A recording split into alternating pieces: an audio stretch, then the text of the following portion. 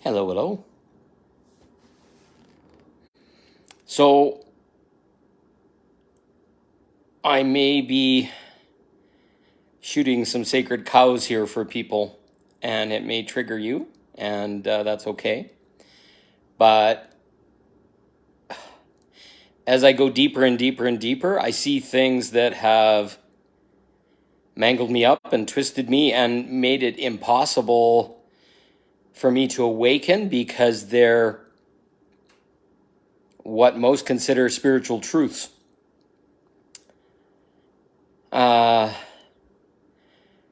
Most people will walk around completely divorced from their darkness. They're fully in their light. They're a good person, good little boy, good whatever. And they judge and they point fingers at the darkness. They bypass themselves by not letting their anger and rage and dark sides be part of them. And this has been indoctrinated since birth. A lot of times parents would spank us and tell us how bad we were for expressing our anger or our frustration or our rage, and we were taught to put it in a cage and shut the fuck up. And I see it in so many light workers now, and you even suggest to them that that rage is a part of us. They see rage as that part of themselves that'll explode into a million pieces and destroy someone because they have such a deep wound inside there that they're not willing to sit with that part of themselves, that wounded child, that angered and enraged part of themselves. But until we accept all facets of ourselves, that angry part, that really mangled, frustrated part that just wants to smash and kill someone, we are not in our fullness of self. The traumas, the angers, the wounds, the pains that we experience as a human being are meant to be felt in the moment and responded to in the moment, not bypassed by programming and stuff from our parents and wounds and other things that says that that part is too dark and too scary and too wounded to be allowed to exist.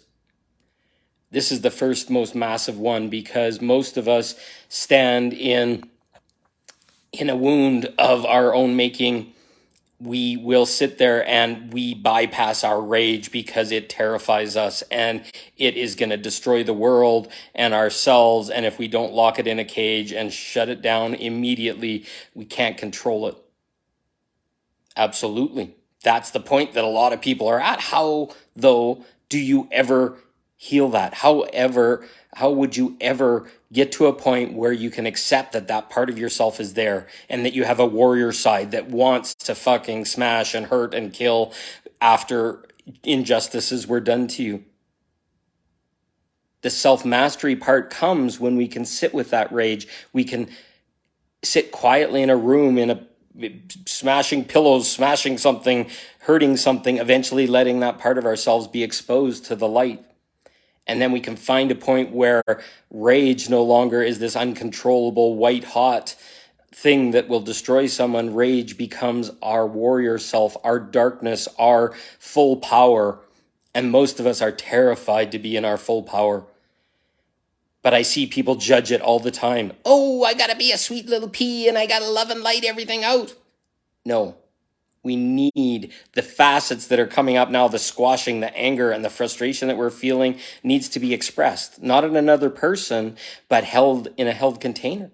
Maybe with somebody that works in the shadow side, maybe somebody that can be a healer and help you go there, hold your hands and teach you how to work with your inner child, teach all this stuff to go and understand that a yin and a yang is 50% black and 50% light.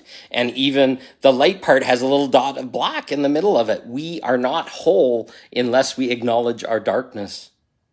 And people talk all the time about shadow work and how terrifying it is and all this kind of stuff. It is the freedom that you will feel to walk through your worst fear and not be destroyed by it. And those are the things that are challenging us right now, to go up to the edge and risk death and find out there was no death there at all. It was just the edges that we were trying to escape. Now, I want to address the next one, that ascending is all about love and light. If we're ascending to full awareness of self, do we not have to recognize and be aware of our dark side, where we've cut ourselves off, where our traumas are, where bad things are? What are the things that are pushing us to heal and change? Things that have darkness, things that require boundaries, like somebody being violent with you. You can only match that by stepping into the same level of no fucking way you're not going to touch me. Or you can sit in your boundary and your wounds from childhood and your programming and shrink like a little ball and just fawn and let everything happen and then blame the world that you couldn't do anything. We can do something about everything. And often when violations and other things happen, there's been tons of warnings before, and eventually the universe had to push us to go up to that edge and see if we'd deal with it or we'd shrink and hide. And this is the whole process of ascension, is going up to those over and over and over and banging the doors and smashing on the windows and trying to rise up. Do you think namby-pamby sending all the love and light in the world is going to stop someone from attacking you or cutting you off in traffic or whatever? These are tests. Not to bypass it, not to fucking pretend that it doesn't exist and if I just sit here and create my own reality or whatever. No, these tests are coming up over and over and over again. Are you being respected? Do you respect yourself? Do you enforce respect to yourself by dealing with other people in directness and communication and these kind of things? If not, you're going to keep getting tests over and over and over again. It's going to bang on your door until you fucking do something about it. Do you think being small and just being the little sheep on the corner or whatever? I see so many people that are so stuck in that, but it makes you feel like an idiot after a while. It's like, oh, I got to turn the other cheek and everybody's just so nice and all this kind of stuff. No, you got to deal with what you're feeling inside. If it makes you feel angry and frustrated and upset or whatever, and you just smile and all this kind of stuff, you're not real. You're not accepting who you are. You're not accepting what's inside. You're not accepting the thing that's coming up and hidden inside you and coming up through all these things that are happening to you. We can't bypass the shit away. We cannot love and light it. We can't not look at it and pretend it's just going to vibrate away when we ascend. Because you can't ascend with an anchor around your neck. The vibration will not allow it. If you do not have the ability to go inside and forgive, that's a whole different thing. That's not bypassing. That's accepting what happened, accepting your part in it, accepting self-responsibility, and being accountable. But to sit there and say, oh, I just have to keep sending it light from my heart and it's all going to be okay. No. Send light to yourself. Send light into your heart. Self-love yourself. Go look at that thing that says, holy shit, I haven't allowed joy into my life or love into myself or respect into myself because I don't believe I'm worthy of it. There's a place to look. Is that in your shadow? Is that in your dark? Is that in your love and light? No, everybody that gives everything to everyone and just lets themselves be used and taken from and all this kind of stuff because you got beat down when you were a kid by your parents or your church did it or the government told you, you're trapped. You're missing it. You're losing on the very lessons that you're bringing in, and then you're struggling against them because you can't understand why this keeps happening and we're in a victim state, and it's insanity. You got to go in your dark side to get through this. The only thing that's keeping you dense is your fear and your anger and your frustration and your struggle. Once you can go see all that kind of stuff and recognize that it's a part of you, you can send love and light to it. And hey, Elohim, nice to see you. But if you don't send love and light to yourself first, you're not acknowledging that you're the one that's cutting it off. You're the one that's divorced a part of yourself and said, go sit in this cage. You're not worthy of love. You're not good enough. Go sit there. Maybe your parents did it to you. Maybe your last girlfriend did it to you. All these kind of things, but you believe them. You're believing it. You're creating and manifesting the very thing that's kept you trapped. And it's in your darkness. It's in your dark side. Everybody has one. And if you want to say you don't, I'm going to tell you how big of a cage you have sitting in the corner with more than 50% of yourself sitting in it, and you're angry and you're frustrated, but you're like putting a big smiley face on it. And that does not help you. It just makes you more angry after a while because it doesn't fix anything. And we're not here to fix you. We're not here to solve it. You are here to choose for you. And you are here to step out of your anger, your frustration, your sadness, your whatever thing makes that cage required. And we've all got them.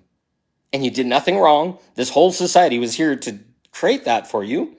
And now you're growing out of it. You're now an adult that can walk your inner child through the mess that the world and you have co-created. And we're growing through that. That's what awakening is. So don't just give all your love and light away and just hope it's all going to fix or whatever. Go give love and light to yourself. Go have hard conversations with yourself and then start to picture on the outside what you need on the inside. And then it starts to go. When that inner child is closed off and you're lost and you're angry and you're frustrated and you don't think it's possible and you're a victim, guess what? You've given it all away. You put a silver platter above your head while you're bent down to the ground saying, please just take it because I don't want to deal with it.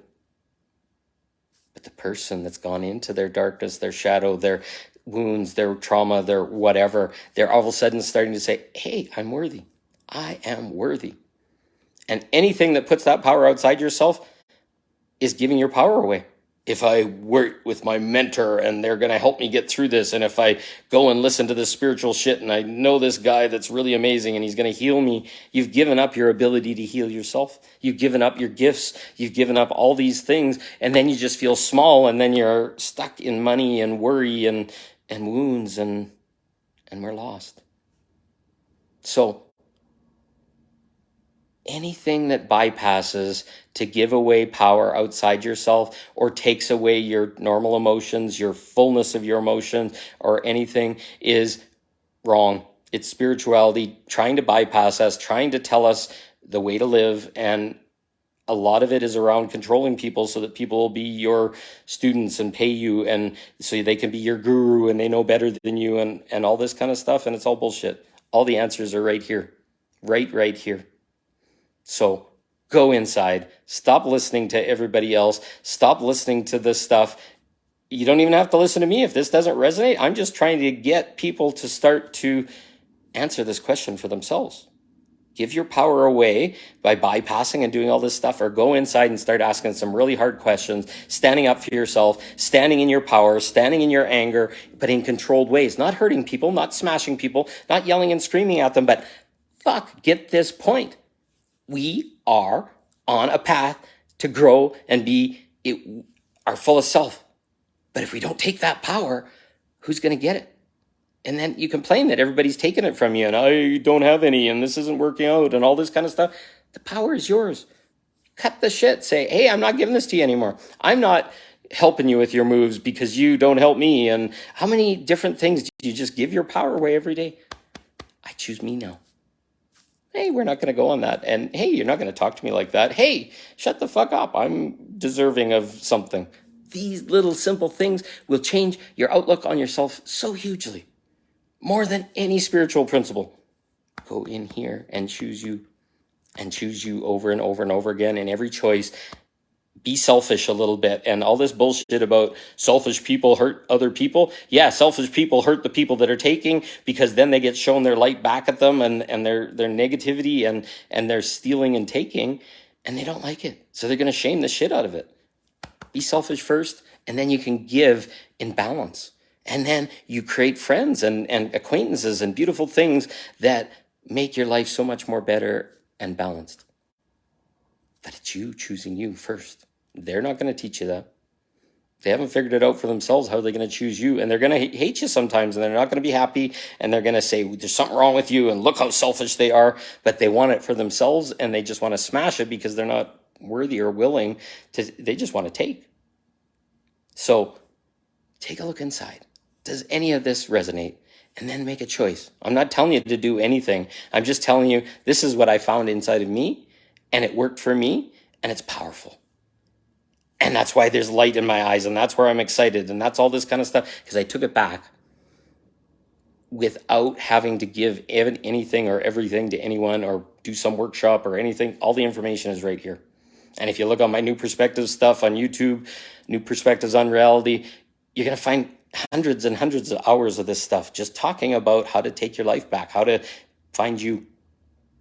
And I'm giving it for free right now because nobody's got money, everything's banged up, and you shouldn't have to pay for the important stuff. And I don't hand it on a silver platter. I ask a ton of questions and you get to make the choice. So, and that's different than what traditional gurus and teachers do. I don't want to be a guru or held on a platter or any of these kind of things. I want to be somebody that you can go to and say, holy fuck, he's speaking the truth. That's all I'll ever give anyone, is give them the truth, even if it's hard and it scares you or makes you uncomfortable. It's okay. That's what my job is. So I love you all. Thank you, Elohim, for the comment. You have a great day. See you again soon. Rise up, shine up, look inside. You got this.